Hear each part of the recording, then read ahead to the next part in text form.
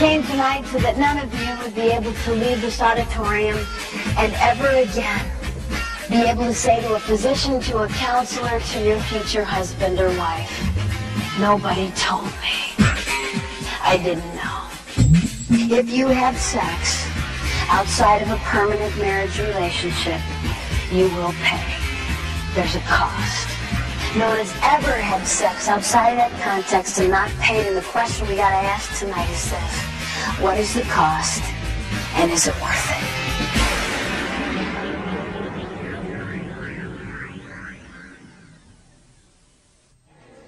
I travel all over the United States and internationally, speaking to about 250,000 teenagers a year. Every year, and have learned a tremendous amount from the students that I've spoken to. Before I started speaking and traveling full-time, I spent 9 years counseling in crisis pregnancy centers in Chicago and in Minneapolis, St. Paul. And for 9 years, I would have girls in my office every day saying, "Pam, I didn't know." And if somebody would have told me that this was going to be the result of the choice I was making, I'd have made a different choice. No one told me. I began to ask these girls in my office, what could we have said?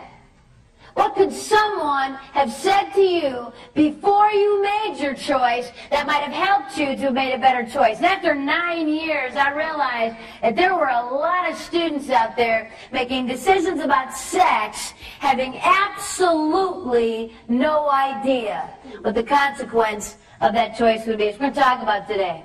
I want you to understand that I didn't come today to decide for you what you're going to do about sex. That is not why I'm here. I can't make this choice for you, don't intend to. Can't go on your dates with you, I don't have time. Okay? But I can't choose for you.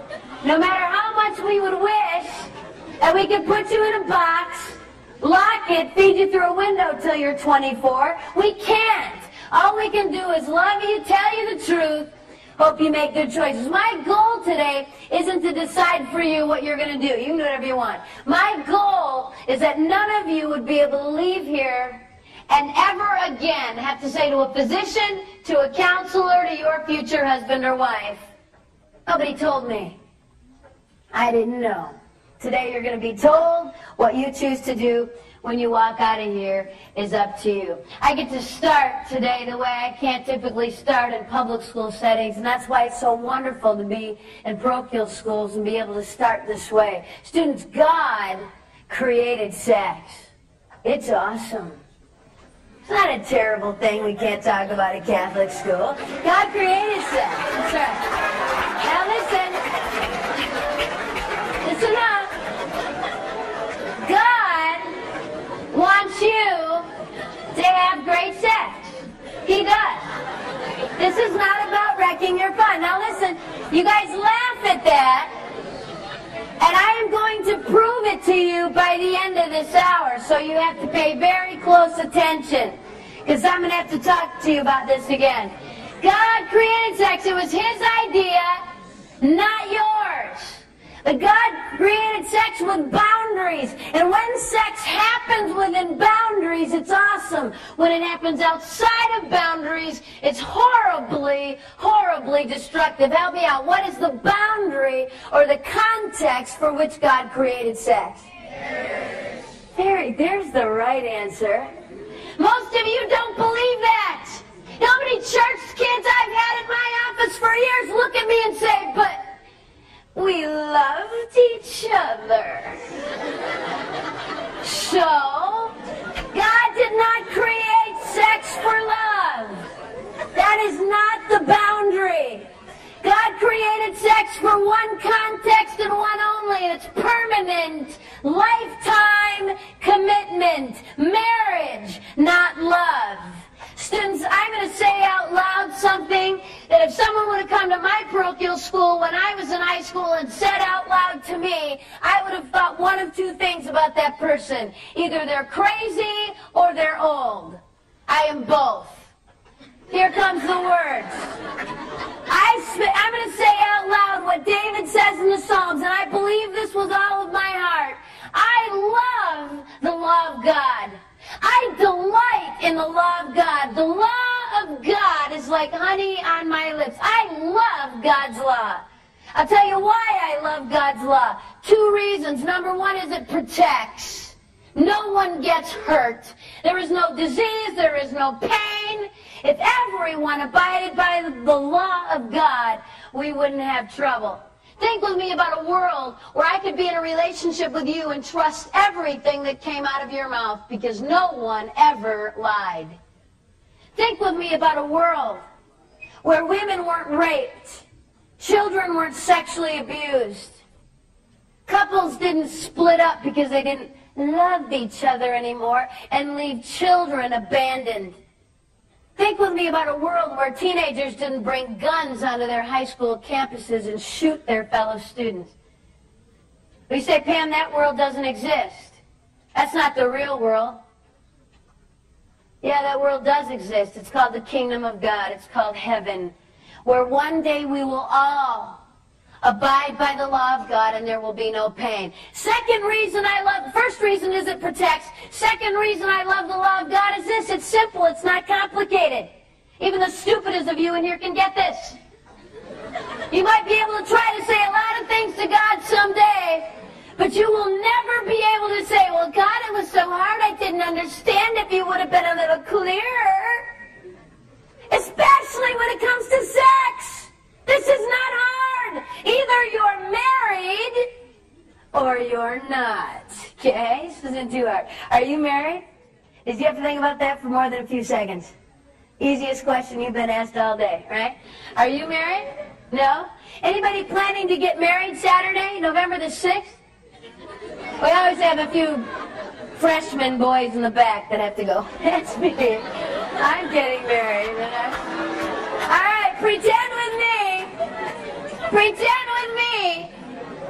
that this Saturday, November the 6th, is your wedding day. It's this week. I got news for you.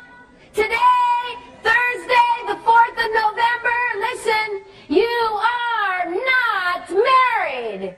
Saturday, walk the aisle, say the words, exchange the rings, leave, and have at it. But today, you're not married. Anybody in here confused? Not sure whether you're married or not? Just kind of confused? Because we'd be glad to help you. Okay? Here is the rule. Here is the simple law of God. If you are not married, don't do it. If you are married, go for it with the person you're married to. Okay, I have to put that in there. Some of you get a little confused. This is not hard. I mean, you're not out on a date on Friday night going, I don't know, does he like me? He said he's really cute. My heart's pounding. The other guy said he loved me. Was it real? What should I do? Are you married? No, then don't. If you forget everything that I tell you today, and you can only remember one thing from me, this is what I want you to hear today. If you have sex outside of the sacrament of marriage, if you have sex outside of one monogamous, and monogamy does not mean one at a time. One partner who has only been with you. If you have sex outside of that context, you'll pay. There's a cost. No one has ever broken the law of God. No one has ever shaken their fist in his face and told them they could do it their way and didn't need his law and not paid. The question has got to be, what is the cost? And is it worth paying? We're going to talk about the physical and the emotional cost today. Physical cost, help me out today. What are most teens who are having sex afraid of? What's their biggest fear? Pregnancy is the biggest fear of teens having sex today. Doesn't make a bit of sense to me. I got a news flash for you. Pregnancy is not a disease. It's survivable. You can live through it. I've lived through it 3 times now, a few extra pounds here and there. It hasn't killed me yet. I'd have girls in my office for pregnancy tests, scared to death. Waiting for the results of that test, I walk in, look at this girl, and say, your test is negative. She gets this look of relief over her face, like, I am off the hook, not pregnant. Thank you very much. Let me out of your office. Wait a minute. Have you been tested for syphilis, gonorrhea, herpes, chlamydia, trichomonas, vulvodynia, arthritis, hepatitis B, hepatitis C, HPV, HIV? Have you been tested for that? Me? You know, I live in Mission Hills. I mean, why would I need to be tested for that? This girl is in my office thinking that she could possibly be pregnant, and she doesn't think she could have a disease. Students, you have a 4 times greater risk of contracting a disease today than you ever have of being pregnant. Pregnant teen girls, pregnant teenage girls in this country today are carrying, on average, 2.3 sexually transmitted diseases. Not 1, not 2, most of them 3 or more. But they weren't worried about disease. They didn't want to get pregnant. Every school I'm in, without exception, I will have a girl write me, email me, or come right up to me and say this. Well, my mom found out I was having sex, and so she put me on the pill. Or Norplant, or Depo, fill in the blank. What's that protecting that girl from? What's birth control protect you from? Pregnancy. That drug, that hormone that this girl is taking has just made her 10 times more likely to contract a disease than if she were not taking that drug. This girl's going to end up sterile or dead. Thanks, Mom. Glad you cared. Pregnancy is not the worst thing that could happen if you decide to have sex. Far worse things than that. However, over 9 years, I had to tell a lot of girls that their test was positive. Immediately, they wanted an easy, painless way out of this pregnancy they didn't plan. I have to look at this girl and say, guess what? Your choices at this point are bad, terrible, and even worse. Those are your options. You had a good choice. That was before sex. Now, all of the choices you got are going to carry consequences. Abortion is painful. I've counseled hundreds of women, 5, 10, 15 years after an abortion, still hurting. I've counseled teen girls with anorexia, bulimia, depression, suicide, because of an abortion they couldn't take back. So last summer, I had to deal with a 20-year-old girl, the most painful things I've ever seen and witnessed. When it underwent an abortion at 18 weeks, dilation and an evacuation. The abortionist dilated the cervix, entered her uterus with a very sharp instrument that looks a little bit like pliers or tongs, and literally ripped the child out in pieces. In the process of performing this procedure, he perforated her uterus, grabbed a hold of part of her bowel, and yanked it right through her vagina. She was hemorrhaging. In order to stop the bleeding, they rushed her to an emergency room where they did a radical hysterectomy. This 20-year-old will never have children. Not only that, they had to do a colostomy. She's going to go to the bathroom in a bag on the outside of her body for the rest of her life. A safe, legal, little fix to a problem. No way. Abortion hurts women. Parenting is not easy. This last May, I had a 7th grader at a middle school I spoke at, 12 years old, pregnant with twins, delivered in July. It's going to be a lot of difficult years. 80% of teenage girls who choose to parent children while they're teens will live below the poverty level for at least 10 years, most of them for the rest of their lives, and 90% will never attend or graduate from college. 90%. And 10 out of 10 of those girls sat in my office and said, not me. Well, Pam, I'm going to finish high school, work full-time, go to college, be a doctor. Life happens to most of these girls. The number one indicator of poverty in this nation, students, has nothing to do with race or where you live. The number one indicator of poverty in our country today is single-parent households in the age of that young girl when she began parenting alone. Serious responsibility, girls. Guys, in case you've all fallen asleep now, because we're talking about pregnancy and this does not involve you. Young men, you get a girl pregnant in the lovely state of California or any other state in this nation whom you are not legally married to. Not who you like a whole lot, okay? but a girl who you're not married to. Guys, you need to understand that you have absolutely no legal right to the choice she makes. This girl can do whatever she wants. You have no say. And suing her for stealing your sperm might prove a bit difficult. Try. If, however, guys, this girl decides to parent your child, you now have legal responsibility. It's costing us about $30 billion a year to support teenage girls parenting their children. We can't pay this bill. Over the last few years, we've undergone welfare reform. Guys, the laws have all changed. I don't care what your cousin, your uncle, your nephew got away with. It's not happening for you.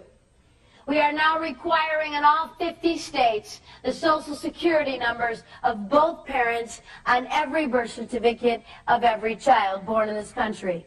Girls will no longer be allowed to say, I don't know who the dad is. I don't feel like naming him. We will have your Social Security number on the birth certificate. Guys, if you are named as the father of a child, you'll be notified by your county. County's going to send you a little note saying you've been named as the father of this child, born to this girl, on this day. You will have between 60 and 120 days to show up at your county and say it's not me. You see, pulled my name out of a hat. I do not know that girl. That is not my kid. They'll do a blood test. If the blood test, in fact, proves that you are not the biological father, they're going to go back to mom and say, sorry, try again. So we have somebody's Social Security number on that birth certificate. Why did we change the law, guys? Why do we want that number? So we can let you know when your kid starts kindergarten? Send you a nice little note? Money is what we're after, guys. It's going to cost you over the next 18 years between $60,000 and $80,000, and your pay will be garnished. If you are not working, you will incur debt. And when and if you ever do get a job, it's coming out of your paycheck. This is a serious responsibility, young men. Better think about that before you have sex. After, if you're not married, is too late.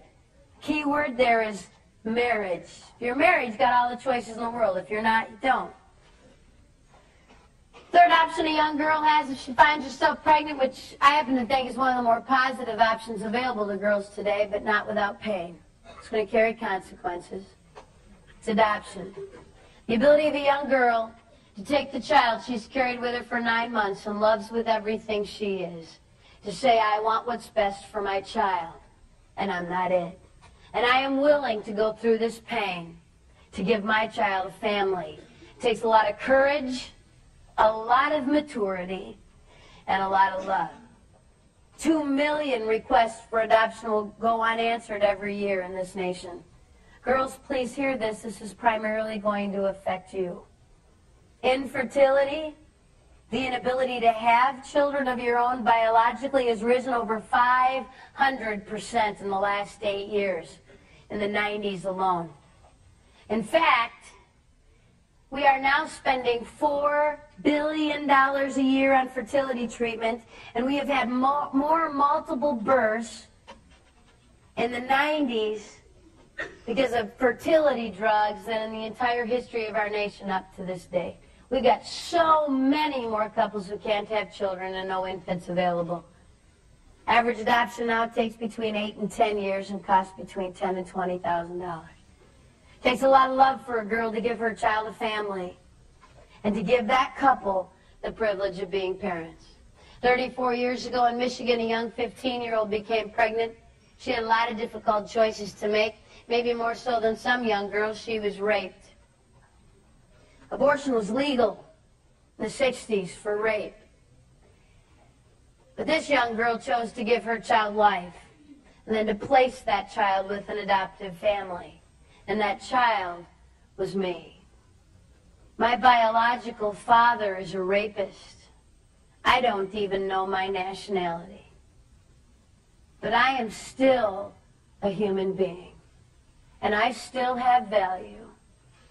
And my life isn't worth any less than any of yours just because of the way I was conceived. And I did not deserve the death penalty because of the crime of my father. And I've listened to the rhetoric all my life. And I've listened to people say, well, every child should be wanted and planned. Well, I wouldn't have an abortion. That's terrible. But if it were rape, well, then you're a mistake, Pam. I don't believe that. I believe that every child is wanted by someone. And I believe that God, in His mercy, had a plan for me. And I can't explain it to you. And you can't explain it to me. And I've asked all the hard questions. Don't think I haven't. Did God plan me? Did God plan rape? Because I don't know if I'd serve a God that did that. Did God look down that night in November of 1964 and say, oops, what am I going to do with that? I don't know.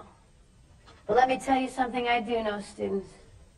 I know that my God is so awesome and so amazing that He is capable of taking your worst pain, whether it was something that you chose or whether it was something that was done to you. And my God can make something very beautiful come from that. It's called amazing grace. The ability of God to take even the pain in our lives, the ashes of our lives, and make something good come from that. I don't know how and I don't know why. I just know He can. I've not met my birth mom. Someday I hope to.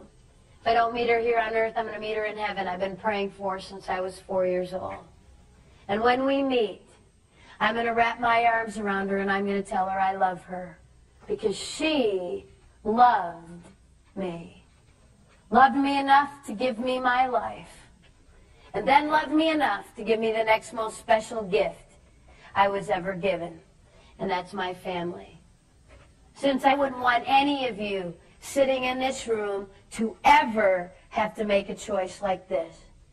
I spent 9 years of my life walking girls through these choices. There is no easy way out. The best choice is before you have sex. After that, it's going to get really tough. But please hear me today. If you, someone you care about, were to find yourselves pregnant you didn't intend to be, please get some help. Please don't walk through this alone. Crisis Pregnancy Center should be close to you where you can find it. The best way to do that is to look under your yellow pages, under abortion alternatives or pregnancy counseling. Look under the listings, find out who is doing the counseling, give them a call, and get some help. Don't walk through this alone. Pregnancy survivable, though. We can live through that. I could walk you through that. That is not the worst thing that could happen if you decide to have sex today. Far worse things than that. Today, November 4th, today, in the next 24 hours, 12,000 teens will contract a sexually transmitted disease. Today. 12,000 more tomorrow. 12,000 teens who got up this morning and said, like some of you sitting in this room, that's not going to happen to me. Damn, that happens in Los Angeles and San Diego and San Francisco and Sacramento and scary schools like St. Paul. But we're okay here at Alameda. It doesn't happen here. You're wrong. Since in the 1950s, we had 5 sexually transmitted diseases we knew about were treated. 5! You can count them on one hand. Go find a grandparent. Go find someone who grew up in the 40s and 50s. Ask them. Were there STDs when you were a kid? I mean, did people have them? Talk about at school? Have classes? Have wellness day? Oh, yeah, sure. There were sexually transmitted diseases. Got a shot of penicillin, moved on. It's a new world. Today we've got over 30 sexually transmitted diseases. 30% of them absolutely incurable. That means you get one of these diseases and you've got it for life. Which is a lovely thing, guys, when you're getting ready to get married. Found this girl you love. I mean, this is it. She's the one you want to spend your life with. All those other girls, that was just messing around. This is the real thing. Pull out that diamond, look her in the eyes. If you're really cool, young man, you'll get on your knees. And you say, marry me. By the way, I've got genital warts. You'll get it too. And we'll both be treated for the rest of our lives. In fact, you'll probably end up with a radical hysterectomy, cervical cancer, and possibly death. But marry me. Well, I'm excited now. Thank you for sharing. Isn't that what you want to tell your spouse? Lovely. HPV, genital warts, syphilis, gonorrhea, herpes, chlamydia, trichomonas, vulvodynia, arthritis, hepatitis B, hepatitis C, HIV, list goes on and on and on. These are serious diseases, students, with serious consequences. Please hear me this morning. AIDS is not the only disease out there, and it is certainly not the only disease that's killing people. And yet we still have teens who actually think, well, if I don't get pregnant or I don't get AIDS, well, then I don't have anything to worry about. No way. No way. I was speaking in Ohio and got about 185 emails in September from a bunch of people telling me I needed to watch ABC. Because ABC was going to do a little special about sex, and we all know what a fountain of truth the media is. And I thought, well, before I bash ABC about their little program, I should probably watch it. If you caught this show, they called their little educational program Sex with Cindy Crawford. Hour-long little program to educate us all. So, all right, ABC, you got an hour. 60 minutes minus a few commercials. You will mention, I'm not even asking you to explain, okay? Mention one other disease besides AIDS. Did they? There wasn't a word. What a tragedy for women. I could not believe it. Chlamydia, one of the most common diseases among teens today, is chlamydia. This is a bacteria, not a virus, easily treated and cured. 2 classes of sexually transmitted disease. If you haven't had biology yet, this will help you. Okay, 2 types of STDs, bacterial and viral. A bacterial disease is curable. If we knew you had it, we could help you. Antibiotics can wipe that out. A virus is not. You get a virus, you've got it for life. There is no cure. We have never in the history of the world cured a virus, okay? Chlamydia is not a virus. It's a bacteria, curable. So what's the big deal? I'll tell you what the big deal is. Over 90% of teenagers who have chlamydia, there are no symptoms. You can't treat a disease you don't know you have. We got all kinds of teenagers out there having sex going, well, it's not bothering me. I mean, I've had sex, but I don't have a disease. Never been tested, certainly not in the last 2 months, but I know I don't. How in the world would you know that? Let me tell you something pretty safe to say I know about you. If you're sitting in this room and you are sexually active or have had sex, let me tell you something pretty safe to say I know about you. It's true of teens all over the world. You actually believe that if you get up the next morning and herpes isn't tattooed to your forehead, you don't have a disease. I mean, if I can't see it, feel it, or touch it, I don't have it. If I had a disease, I would know. My nose would turn purple, my ears would be red, something would burn. I would know. No, you wouldn't. If I asked you what the pregnancy rate was at your high school, you could probably tell me. We had 8 girls get pregnant last year. There were 7 girls at our school. We've had the highest pregnancy rate. But I don't know anybody at my high school who's got a disease. Really? First of all, your friends aren't getting tested. And even if they were, do you think they would tell you? Went to the doctor Monday, found out I had herpes. Tell everybody by 5th hour. I would like for the entire school to know. You think I'm going to tell you? There's no way. So you think walking down the halls you're going to see it? Oh, purple nose, herpes, stay away from that. Oh, we can do that. So you think because you can't see it, feel it, or touch it, or know anyone with it, it doesn't happen. It doesn't work that way. The American Medical Association released a bulletin about a year ago. They said this: every teenage girl who has had sex or is sexually active has to be tested for chlamydia every 6 months. Every teenage girl who has had sex has got to be tested for chlamydia every 6 months. Cindy Crawford didn't have a few seconds to mention that? Couldn't fit that into her little schedule? Why did the AMA say girls? Why didn't they say every teenager having sex should be tested for chlamydia? Don't guys get this? Of course they do. Who in the world do you think you're getting it from, girls? Guys and girls both get this, so why would they say just girls? I'll tell you. Girls, listen up. Girls, you contract chlamydia one time in your lifetime, cured or not, and there's a 25% chance you will be sterile for the rest of your life. Contract this disease twice, girls, it jumps to 50%. Contract it 3 times, and there's a really good chance you will never have children. We've got women in their 20s, early 30s saying, I'd like to start my family now. I'm married, like to have a child. They try, can't get pregnant. They go run into an infertility specialist. He checks and says, my goodness, you've got all this scar tissue in your fallopian tubes, your ovaries, your uterus. You have pelvic inflammatory disease, PID. You had chlamydia or gonorrhea. What? What in the world did I have? How could I have had that disease? I didn't even know. It's too late, girls. Girls, I'm begging you to hear this morning. Please hear me. That guy can break up with you, leave you, meet another girl, marry her, and have a family. This is not going to hurt him. You're scarred for life. You have more to lose, girls. Please don't miss this. I am so sorry. Life is not fair. There is no even score here. Girls, you are going to pay a higher price physically every single time. In case you missed this in 6th grade human reproduction and anatomy, we're different. Boys' and girls' bodies are not the same. Some of you are looking confused. That's scaring me. Thought that was safe by now. Girls, you all have an open sexual system.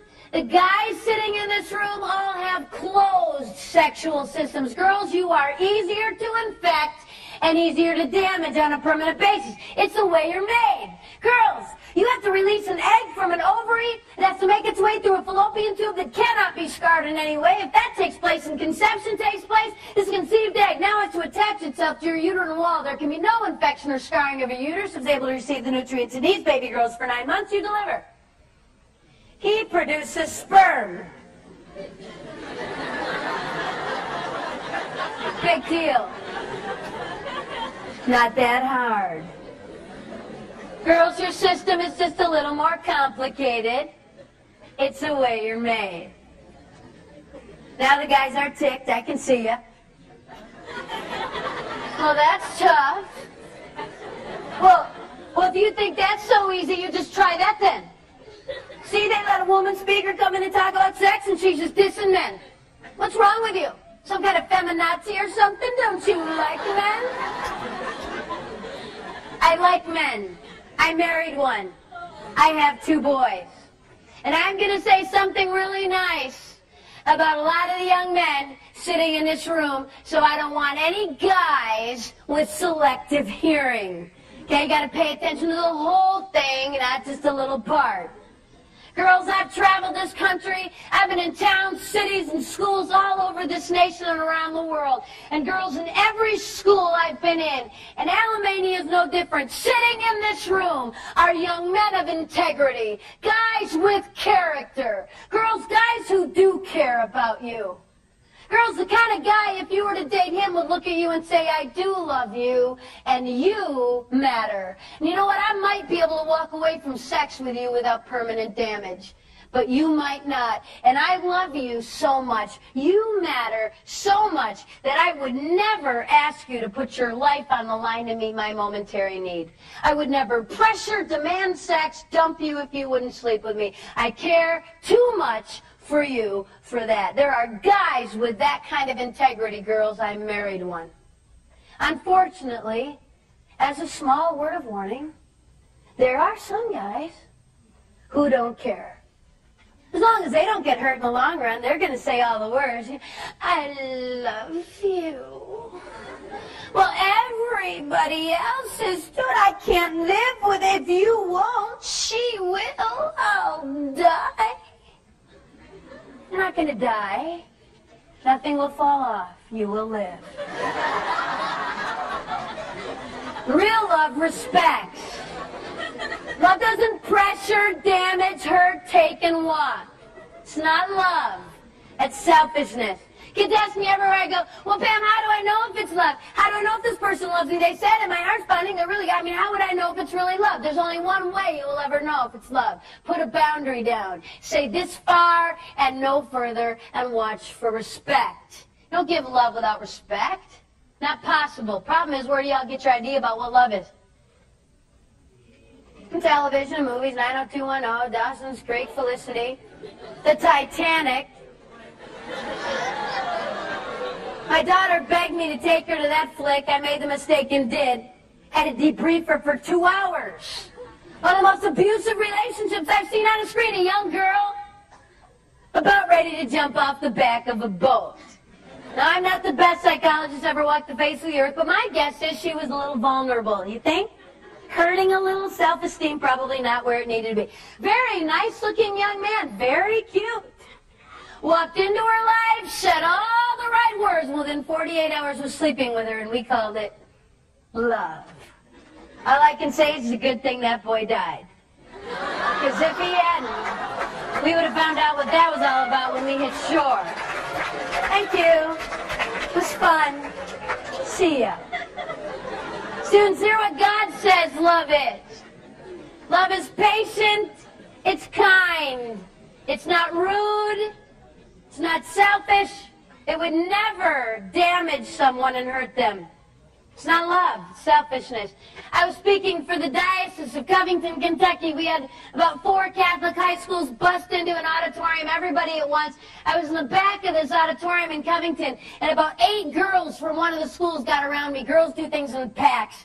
And these 8 girls got around me, and they said, Pam, you know that thing you said today? You said there were guys with integrity, with character, who wouldn't pressure us for sex, who wouldn't dump us if we wouldn't sleep with them. Well, you've not been to our school.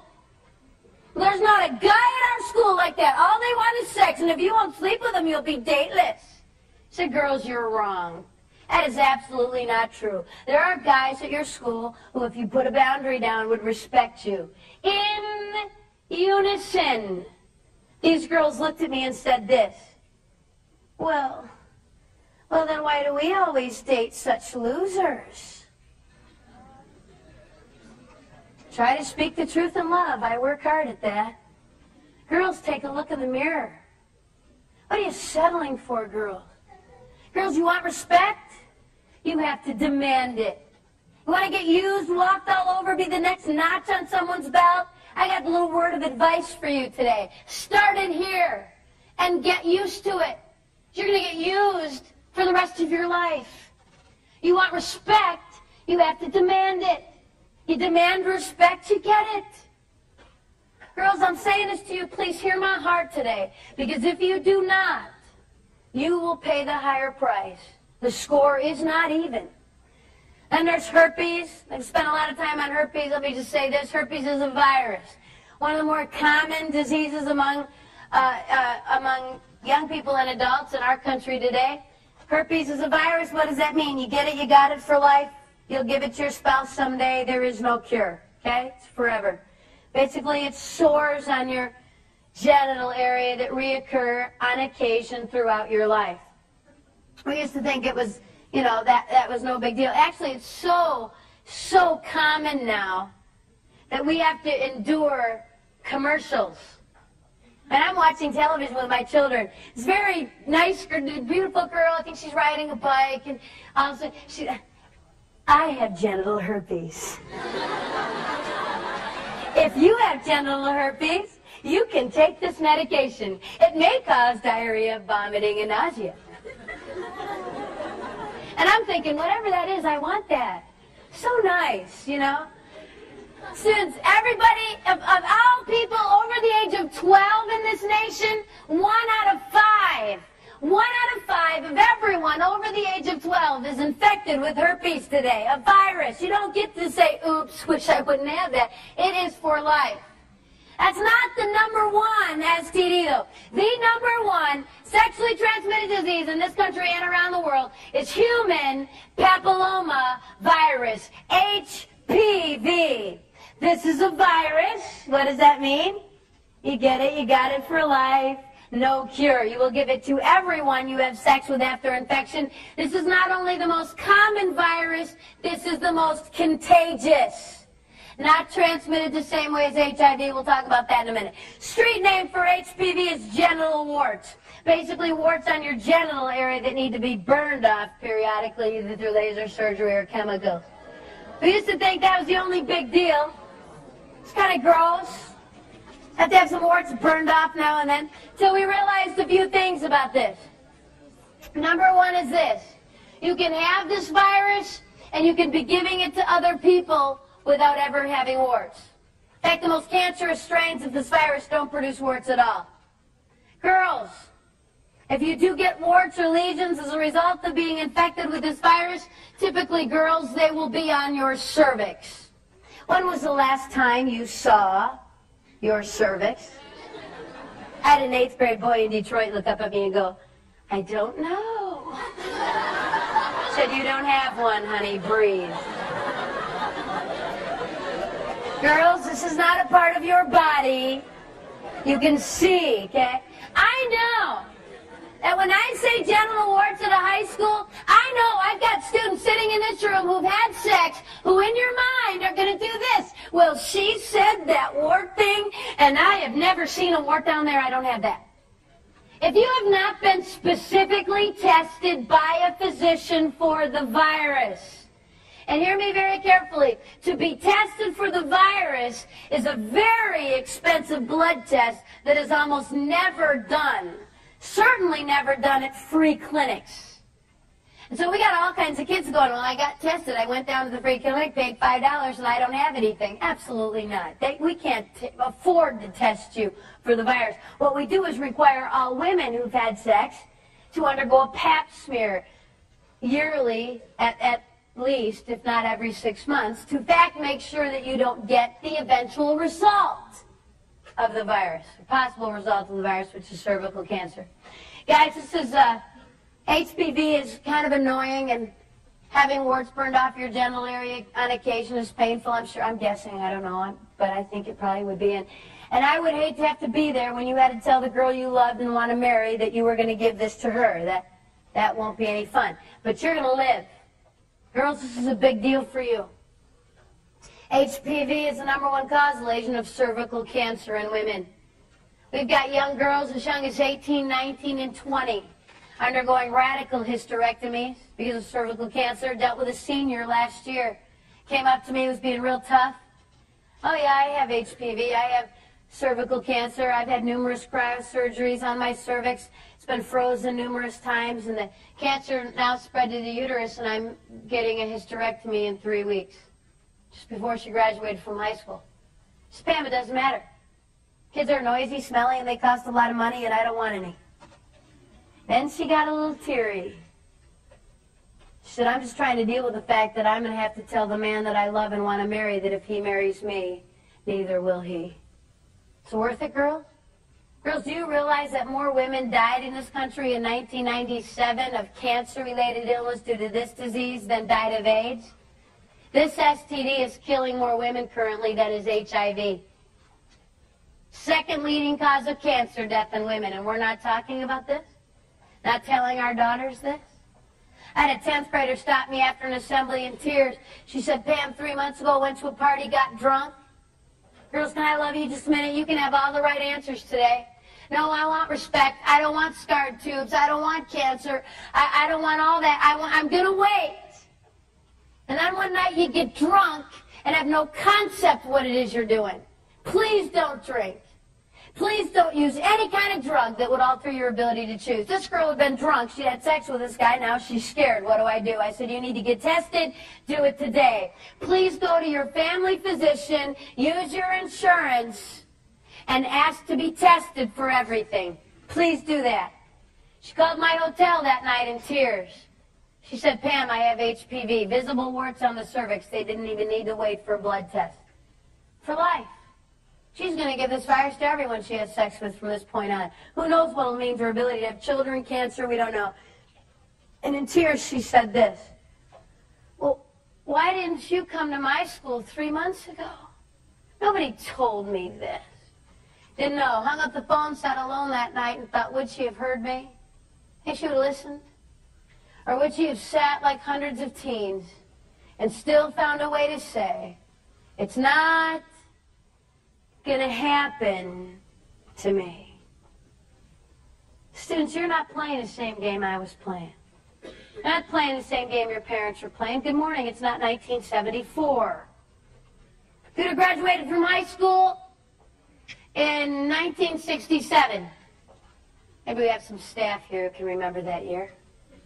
If you'd have graduated in 67, 1 in 32 of your classmates would have had a sexually transmitted disease. You would have had to have had a few partners. If you'd have graduated with me in the dark ages of 1983, 1 in 18 of my classmates had a sexually transmitted disease. In 1996, it was 1 in 4. What are the chances now that you could have sex with someone who has been with someone before you, is not a virgin, and not get a disease? Not good. And we're talking about this virus, not the other 29 diseases, just one virus. They now estimate that 47% of sexually active singles, that's a specific group, that is not everyone in this room. 47% of the teens who have already had sex are already infected with this virus. That's 1 out of 2, and there is not a condom in the world that will protect you from this. This is not a disease of blood and semen. This does not necessarily take the exchange of body fluids for you to be infected, students. This is a disease of the entire genital area. All it takes is skin contact anywhere in the genital area, and you're infected for life, and will infect everyone you have genital contact with after that. Let me make this really clear today. It doesn't take sex. You know how many girls I've had in my office test positive for both herpes and HPV who were technically virgin? Thought they could do everything else. See, what was their big fear? What are they worried about? Worried about getting pregnant. So I can do all this other stuff. It's not really sex, Pam. I won't have to worry, really. Number one question I get everywhere I go around the world, number one question I get from teens is this: well, how far is too far? Well, then, Pam, where's the line? Well, then just lay it out. What can we do and not get a disease? And I was convinced for 5 years, absolutely convinced, that this was a teenage problem. It's teenagers. I don't know what we have to say to these kids. They don't get it. They so narrowly define sex that sex is only the penis actually entering the vagina. Nothing else is sex. And then I realized the President of the United States doesn't know how to define sex. And I'm having a bit of trouble figuring out why you can't get it. It wasn't really sex. That doesn't count, does it? Let me give you the medical line over which you can't step. If you have stepped over this line, you have risked disease, and you need to get tested. I don't think this is complicated. I don't think this is tough. I think you can understand this. Here it is. Absolutely no genital contact of any kind. None. You stepped over that and you're at risk. I'd have girls in my office daily for pregnancy tests, scared to death. I'd do the test. I'd walk in, look at that girl, and say the test is negative. She would be like, thank you, I'm gone. I'm leaving. No, you're not. You need a pap smear, blood test, vaginal culture, physicians in Tuesday, Thursday, Friday when you come in. Oh, not me. I don't need those tests. Yeah, you do. Well, no, see, Pam, I've only been with my boyfriend, and he has only been with me. Well, that's good. How do you know that? He told me. It's good. Did you ask the right question? Students, please realize this. It is never good enough to ask a partner if they've had sex before. That is not good enough information. You have got to know whether on any occasion that person has ever had genital contact with anyone else besides you. If they have, you're at risk and you need to get tested. Is that clear? Anybody confused? Because I don't want you confused about that. And there's HIV. I've spent a lot of time on this virus. I'm going to remind you this. HIV is a virus that causes AIDS. It's deadly. You don't want it. This is an equal opportunity virus hurting the guys as much as it is the girls. In light of that, what have you been told to do to make sure you don't get this particular disease that will kill you? If I said safe sex to you, what would some of you say? Condoms. Hey, sure, Pam. I don't have to worry about disease. I can sleep with 18 people. I got a piece of latex. Safe. Unbelievable. Students, the only safe sex is a safe partner. Someone who has never had sex. Or if they have, hear me very carefully, it has been at least 3 years from the last time they had sex of complete abstinence. Please have them tested with their blood, viral testing, to make sure, in fact, that they are not carrying a disease. That is the only way you will ever know that you won't get a disease. And saying no to sex won't hurt you. Once you've said yes, you've lost all guarantees. I was speaking in a state in the Midwest, got a call middle of the week from a superintendent in Western New York. He said, Pam, we've got a tragedy. We need you to get to our school this month. I said, I'm booked through the end of this year and next. I will put you on a waiting list. I get cancellations. You're at the top of my list. Hung up, thought I'd taken care of that. 2 hours later, the middle school principal called. He said, Pam, I know you've already told my superintendent that you won't come to our school, but our school's a morgue. I can't be on a waiting list. I can't wait till next spring. Please rearrange your schedule. 3 weeks later, I flew to Jamestown, New York. 3 weeks before I got there, 9 7th and 8th grade girls tested positive for HIV. They were all infected by the same young man, a 19-year-old by the name of Nushan Williams.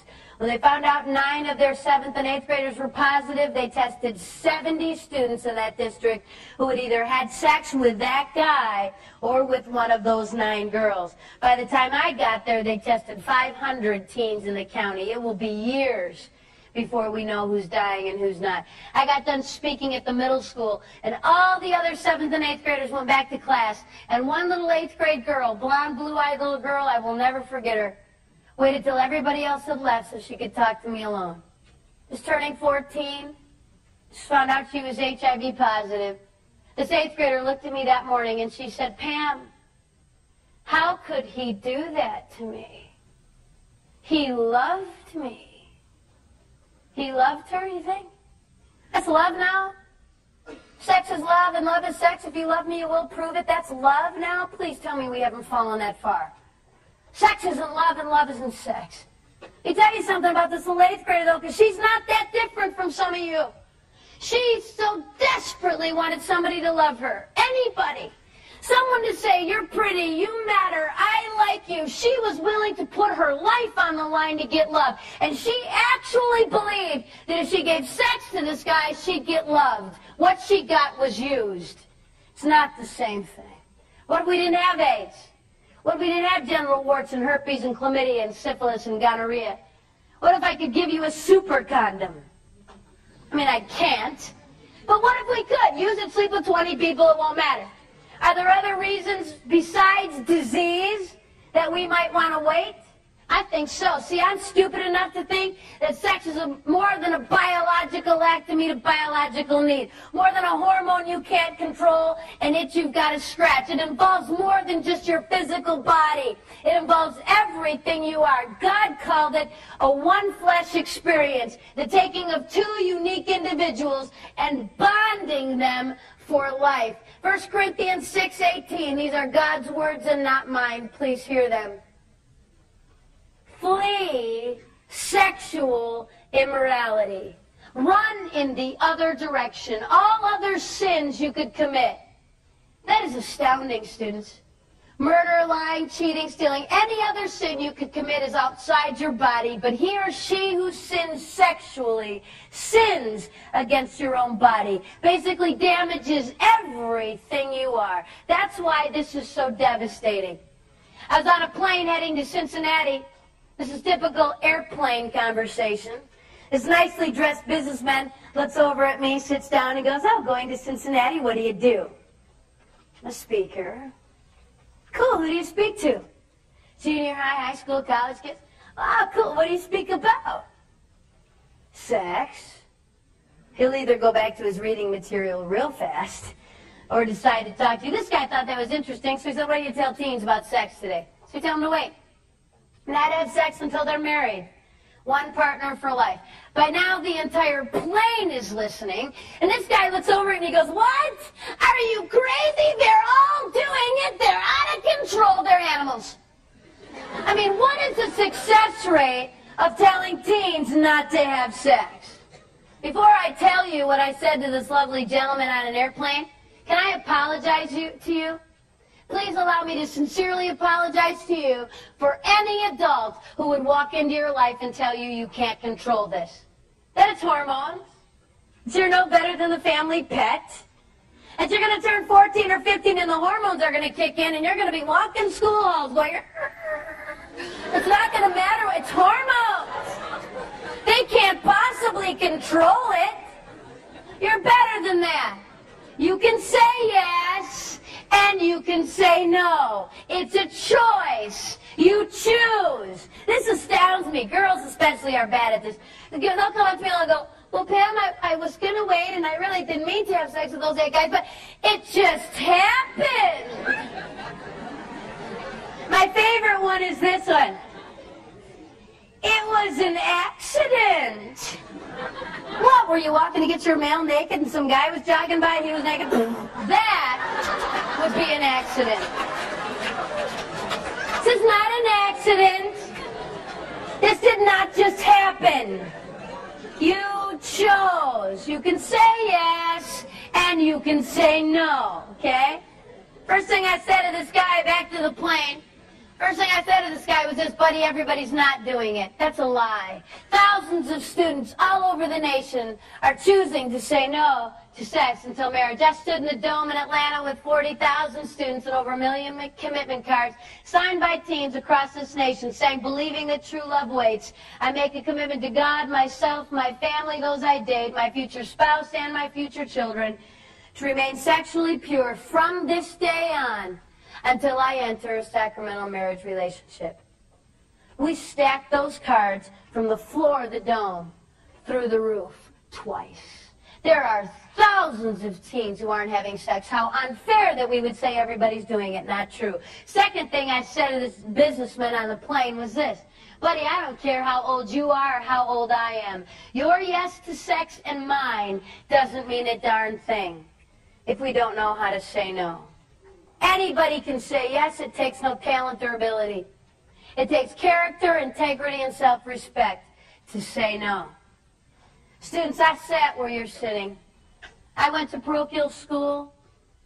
I had parents who loved me a lot. Parents who told me what God said about sex. They said, "Pam, God says don't have sex, don't do it." School said that too. This is the extent of my sex education. God said don't do it, end of discussion. And actually, that should be enough. Should be enough. But you know, in all my discussions and all my thoughts about sex outside of marriage before I got married, I thought this, and I missed a piece, and I want to give this piece to you. See, I thought that I'd have to say no to sex until I was married. It would be so hard, take 185,000 cold showers, beat people up with sticks, and then someday I would get married, and I would never struggle with sexual temptation again. It would be over. See, because married people don't struggle. Once you put this wedding ring on, there is no temptation. Marriage is happily ever after, excitement, heart-pounding romance, all the time. There's never a moment that I look over at my husband and go, "I married that?" And I am just so beautiful and gorgeous. There will never be a woman more attractive than me. Not for 50 years, ever. Really? You think so? Come on. Marriage is work. Marriage is tough.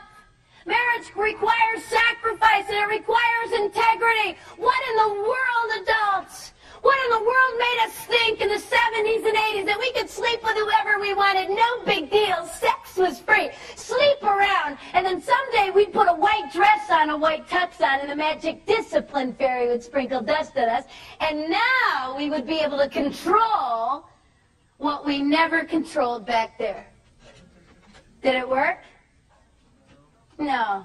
And many of you sitting in this room have experienced the pain of infidelity and adultery.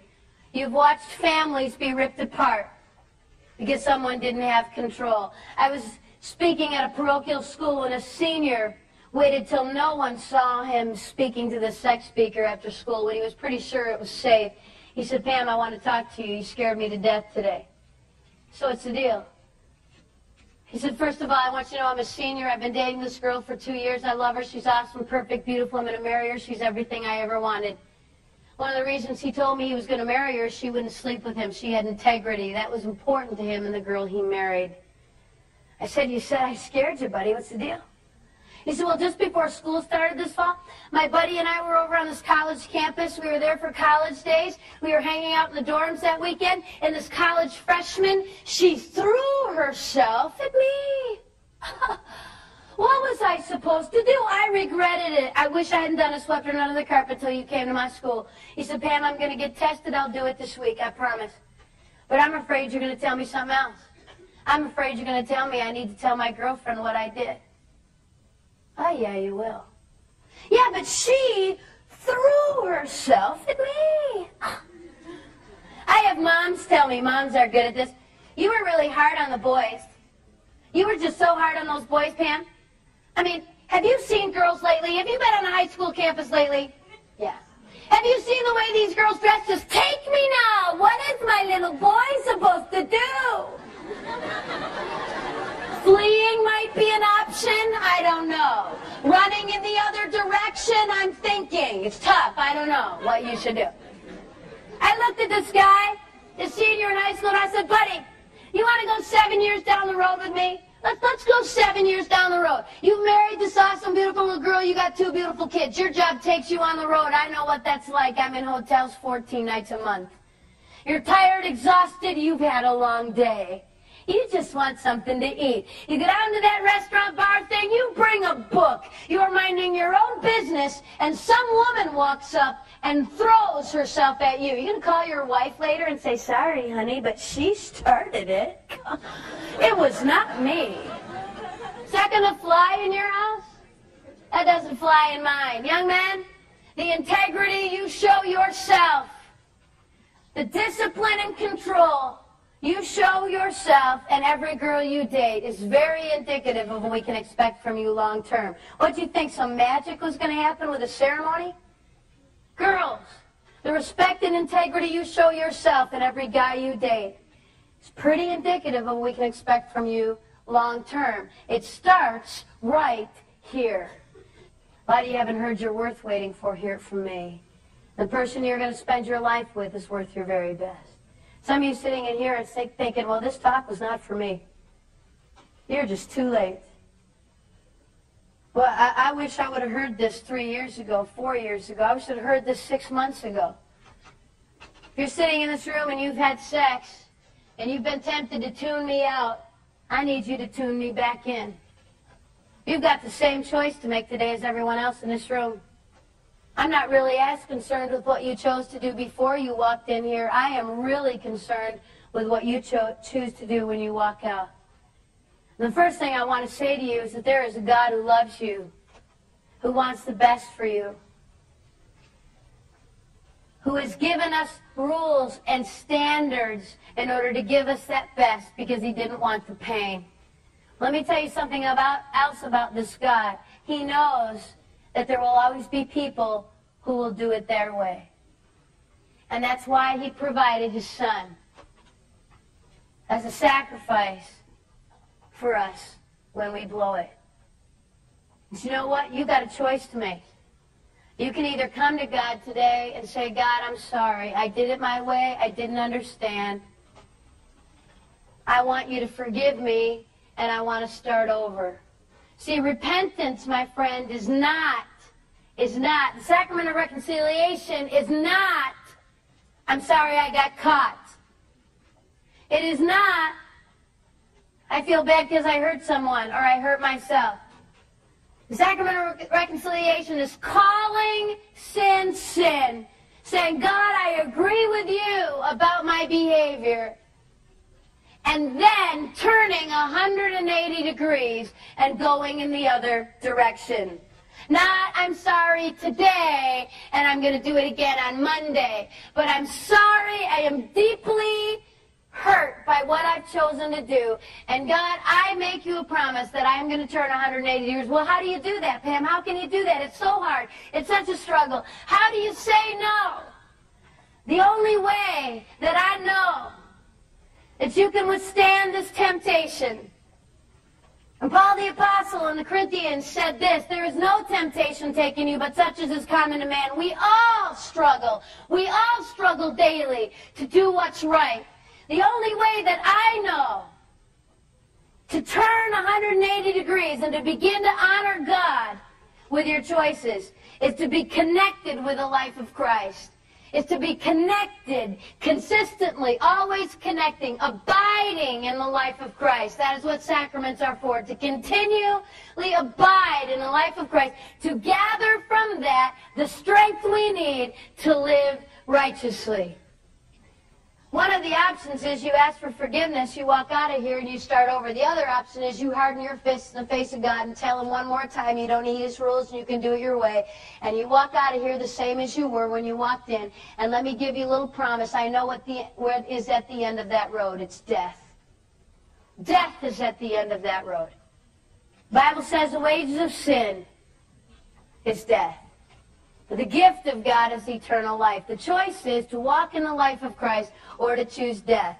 I had a young girl in Anchorage, Alaska, come up to me. She said, Pam, I'm a recycled virgin. She said, cool. She said, when I was 15, I had sex. I left him with so much pain. I said, no more. I don't want to do that anymore. I asked Jesus to forgive me. And I made a commitment that I would not have sex again until I was married. I said, you know what, that's so awesome. Someday when you get married, you will have to tell that guy what you did when you were 15. But hear me very carefully. You're going to be able to look at that guy, and you're going to be able to say, for the last 3 years, 5 years, 7 years, whatever it is, I have waited for you. I've practiced discipline in my life. I can be trusted. And we're going to know what kind of damage was done. We've had some years to make sure she's okay. You can walk out of here and keep doing what you've been doing. That's a choice you need to make. Or today, you can say no more. Someone's going, yeah, but Pam, you don't get it. I mean, if I went back to my boyfriend or girlfriend and told them I loved them, I love them. I don't want to break up. I want the relationship but not the sex. They'll dump me. I mean, if I won't sleep with them, they'll find somebody else. The relationship will be over. Really? What's your relationship based on? It's based on sex. Want to test a relationship that's sexual? Want to find out whether or not they love you? Do you want to know? I got a challenge for you today. Stop. See what's left. If they love you, they will still be around. If not, you've just learned, my friend, what you need to learn about that relationship. If you're sitting in this room and you have never had sex, you still have your virginity. And if my stats are right, that's at least half of you. If you're sitting in this room and you still have your virginity, I want to say this to you this morning. And I want to say this because I know you don't hear it very often. Please hear it from me today. Good for you. Good for you. You have something so special and so valuable. It is worth whatever it takes to get to your marriage with no past, no fear. It's not going to be easy. You're going to get laughed at. Kids are going to say to you, you're not having sex. Everybody else is doing it. I told you that God wanted to give you the best and God wanted you to have great sex and you laughed at me. This nation spent $5 million in 1996 and 97 to find out who's having the best sex in this country. University of Boston, Chicago, UCLA. Guess what every study, $5 million produced? This was so unbelievable. Rolling Stone magazine's freaking out. They can't believe it. Matt Lauer's chin is dropping. This can't possibly be true. Guess who's having the best sex in this nation? Christian, married, monogamous women. Yes. You know what they're calling it? They're calling their studies Revenge of the Church Ladies. It's hilarious. Students, can I tell you something? God loves you. God wants the best. And this morning I have set before you life and death. I cannot choose for you. No one in this room can choose for anyone else. What I'm asking you to do is to think. You deserve the best. Never settle for less than that. You deserve respect. My heart cry to you is that you would choose life. Choose life, that you and your children and generations to come might live. You guys have been awesome. Thank you for your attention. God bless.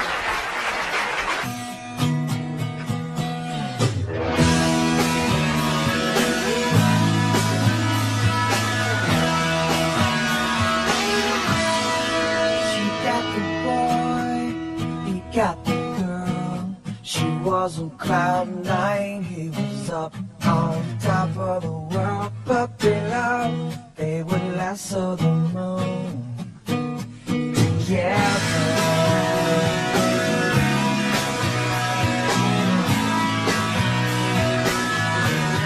He found another girl when she had their boy.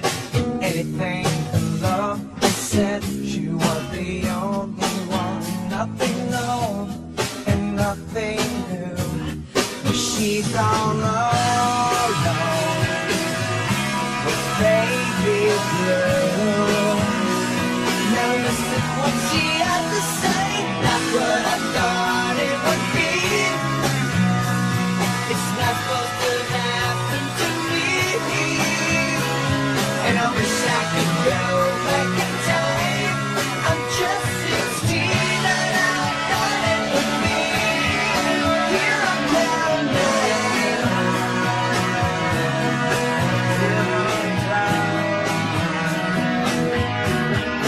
There is a boy, there is a girl, got perfect time out there somewhere in the world just for you.